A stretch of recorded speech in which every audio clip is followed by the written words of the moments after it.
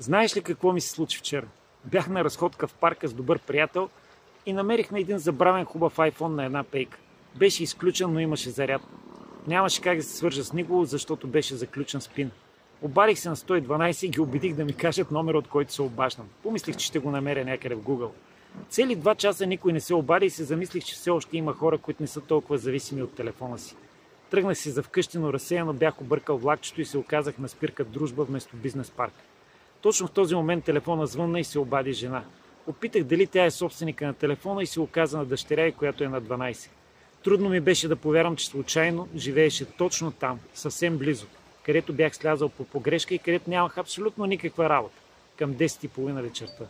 След 10 минути дойде с колата, върнах и телефона и ме закара до моята крайна спирка в съседния квартал, където ми беше колата. Остави ми 50 лева, но не за награда, за това, че все още има хора, които правят добро.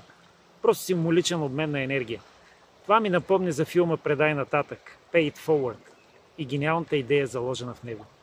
Предай нататък това видео и тази идея, ако имаш нужда, просто се обади на твоя приятел под наем. И ако някой ден ти трябва човек, просто да поговориш, да те изслуша или да те върне към себе си, аз съм тук.